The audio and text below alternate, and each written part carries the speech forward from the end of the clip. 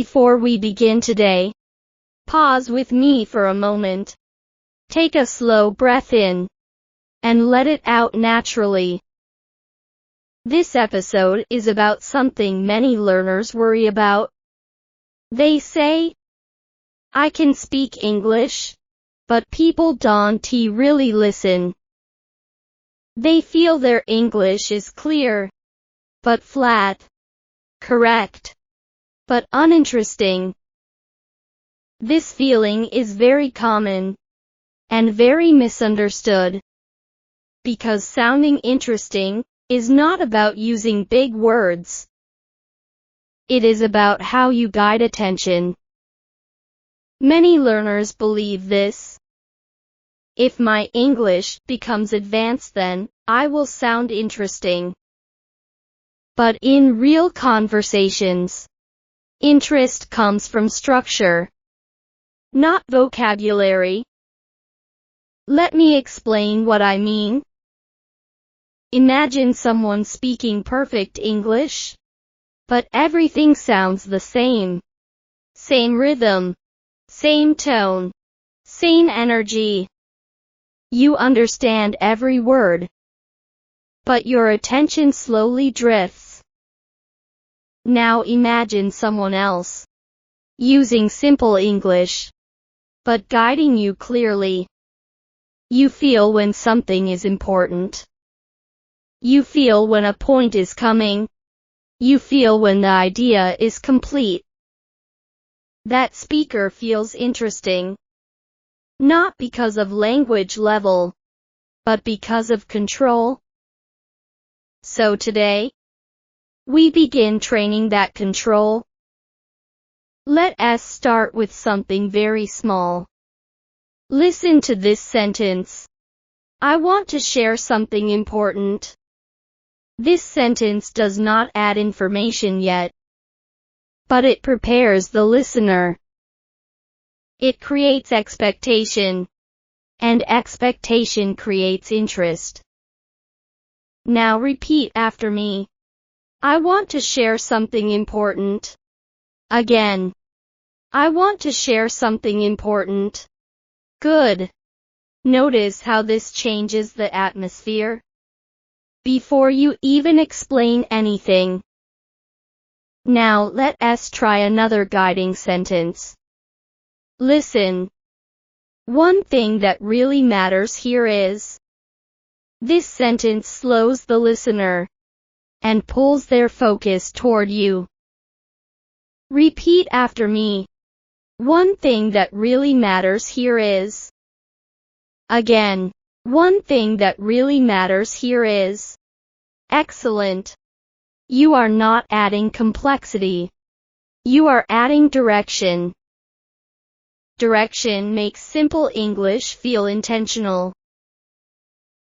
Now pause for a moment. Feel how this type of sentence works. You don't rush. You don't perform. You guide. This is the foundation of sounding interesting. In the next part, we will practice how to add contrast, so your English does not sound flat or repetitive. Many English learners sound clear, but flat. Their sentences are correct, but everything feels the same. Same rhythm, same weight, same direction. So the listener has nothing to hold on to. What's missing is contrast. Contrast is what makes speech feel alive. In English, contrast does not come from advanced vocabulary. It comes from difference. Difference in focus. Difference in importance. Difference in direction. Let us make this very simple. Listen to this sentence. This is good. Clear, but flat. Now listen to this. This is good, but it's not enough. The words are simple, but something changed. The contrast pulls attention. Now repeat after me. This is good. But it's not enough. Again. This is good, but it's not enough. Good. Notice how but changes everything. It tells the listener. Stay with me. There is more. Now let us practice another contrast word. Listen. This sounds simple actually. It is very effective. Repeat after me. This sounds simple actually. It is very effective. Again. This sounds simple actually. It is very effective. Excellent. Words like but, actually, however, create contrast naturally. Now let us apply this to a real situation. Imagine you are sharing an idea at work. You say, I like this idea. That is fine. But it doesn't guide attention. Now try this.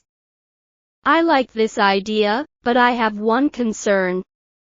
Repeat after me. I like this idea, but I have one concern. Again.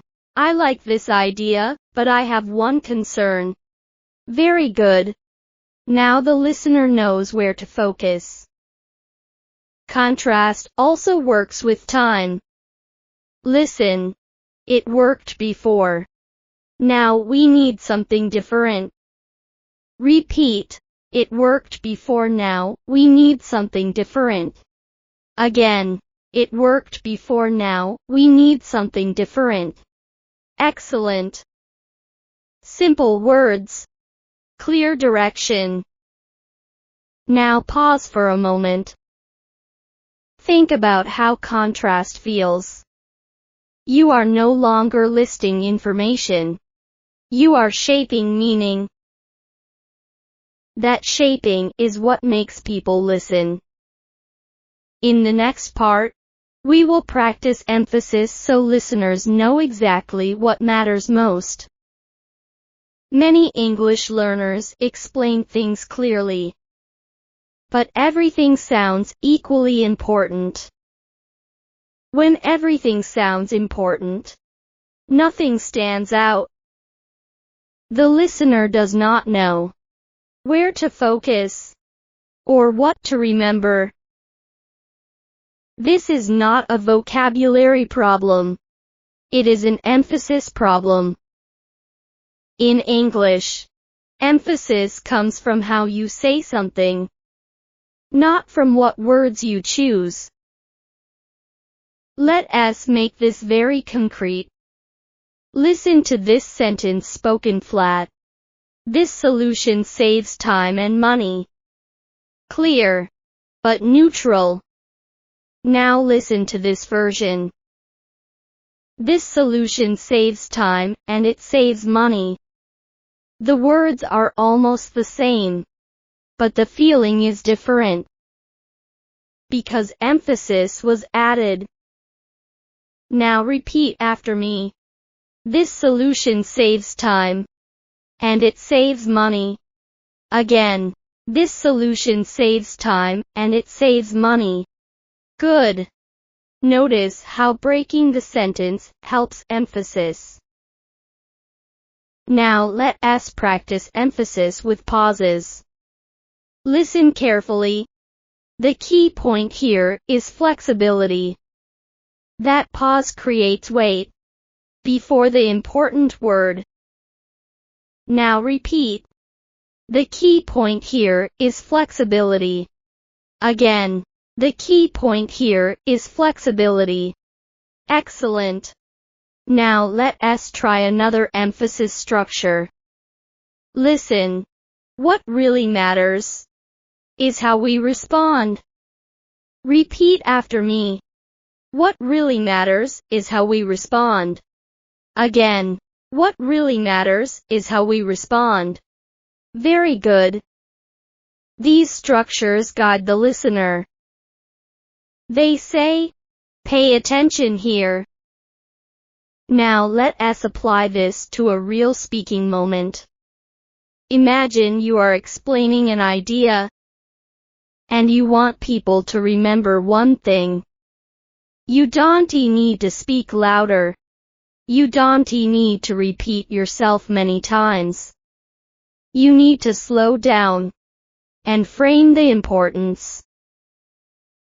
Listen to this full example. This approach has several benefits, but the key point here is long-term stability. Repeat after me. This approach has several benefits, but the key point here is long-term stability. Again, this approach has several benefits, but the key point here is long-term stability. Excellent. Now pause for a moment. Feel how emphasis works. You are no longer just explaining. You are guiding attention. That ability is what separates clear speakers from memorable speakers. In the next part, we will practice how to respond when others react strongly to your point. At some point in real conversations, someone will push back on your idea. They may disagree. They may question you. They may interrupt. This moment decides something important. Not whether you are right, but whether you stay present. Many English learners disappear here. They go quiet. They rush into defense. Or they give up their point too quickly. None of these help. So today, we practice staying visible. First, let us change how we hear disagreement. Disagreement is not rejection. It is engagement. If someone responds to you, they are still with you. That is important to remember. Now let us practice a calm first response. Someone says, "I don't think that will work." Many learners react immediately. But we pause first. Then we acknowledge. "I hear what you are saying." This sentence does something powerful. It keeps the conversation open. Now repeat after me. "I hear what you are saying." Again, "I hear what you are saying." Good. Now we add a steady continuation. Listen. At the same time, "I think there's another option." Repeat after me. At the same time, "I think there's another option." Again, at the same time, "I think there's another option." Excellent. Notice what you did. You did not fight. You did not retreat. You stayed visible. Now let us practice interruption. Someone cuts you off mid-sentence. This feels stressful, but it's common. Instead of stopping completely, you pause. Then say calmly, "Let me finish my thought." Repeat after me. "Let me finish my thought." Again, "Let me finish my thought." Very good. This sentence protects your space without sounding aggressive. Now let us practice one more response. Someone challenges your idea strongly. They say, "That doesn't make sense." Instead of reacting emotionally, you slow it down. Listen. Let us look at it step by step. Repeat after me. Let us look at it step by step. Again, let us look at it step by step. Excellent. This response changes the frame.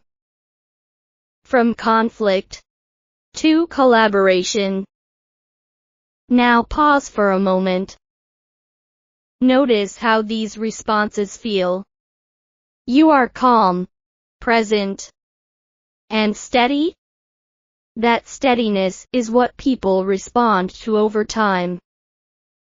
In the next part, we will practice bringing everything together and ending the conversation with confidence and clarity. Many English learners lose their presence right at the end of a conversation. They start strong. They explain clearly. They even handle questions well. But when it's time to finish, their energy drops. Their voice fades.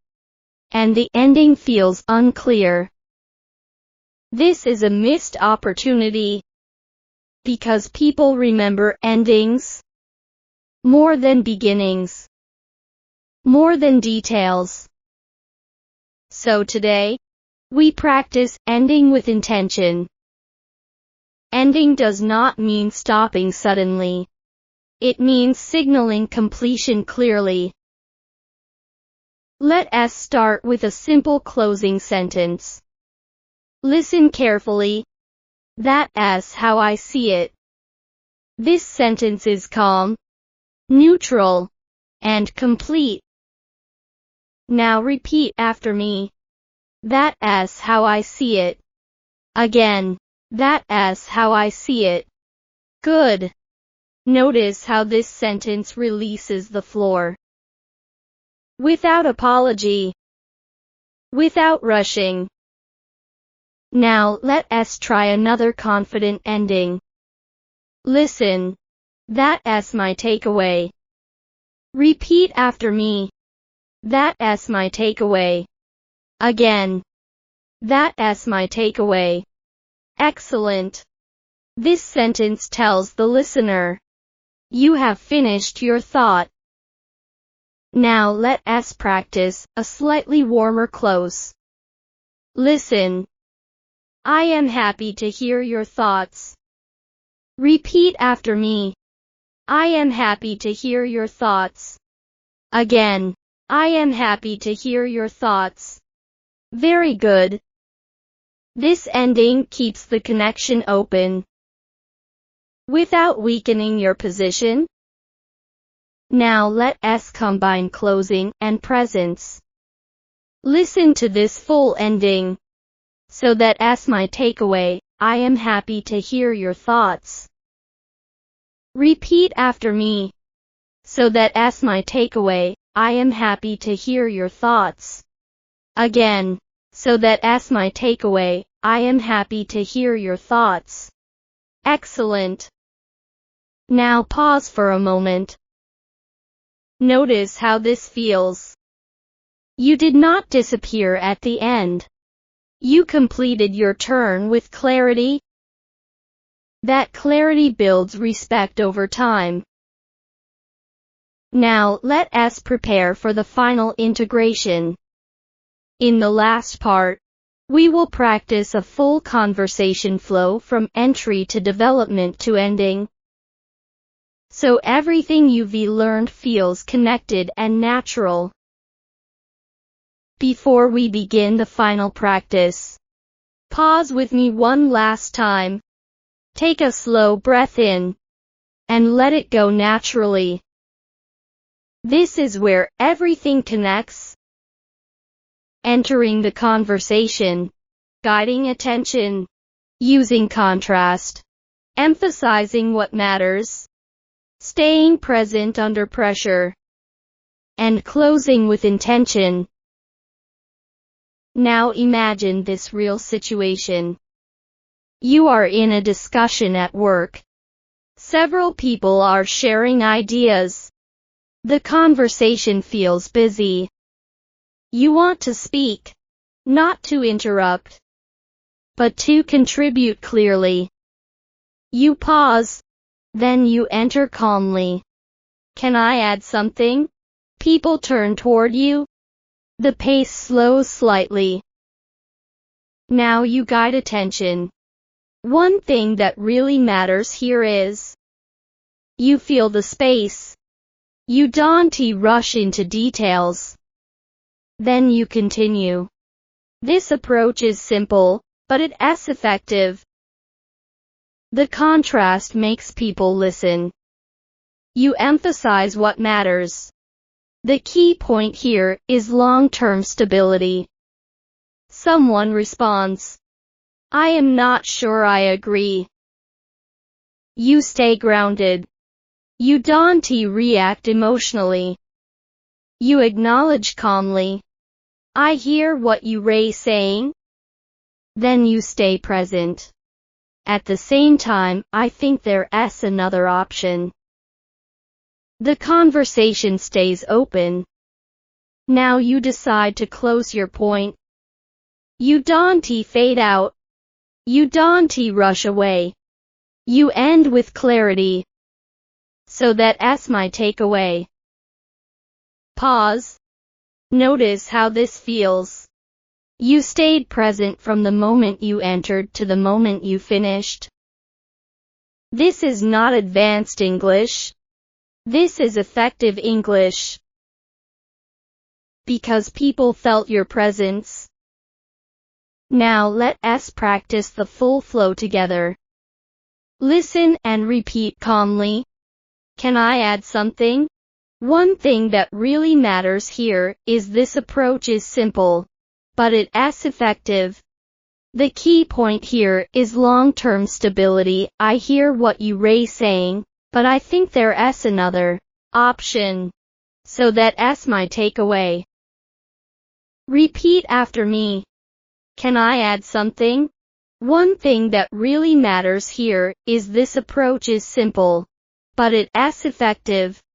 The key point here is long-term stability. I hear what you're saying, but I think there's another option. So that's my takeaway. Again. Can I add something? One thing that really matters here is this approach is simple, but it's effective. The key point here is long-term stability. I hear what you're saying, but I think there's another option. So that's my takeaway. Excellent. Now pause for a moment. Feel the difference compared to before. Less tension. More control. More presence. That presence is what people respond to. Before we finish, remember this. You don't need complex English to sound interesting and confident. You need direction, contrast, and the courage to stay present. Thank you for practicing with me today. This kind of practice compounds over time. This is English with Sophia Blake. And I'll see you in the next episode.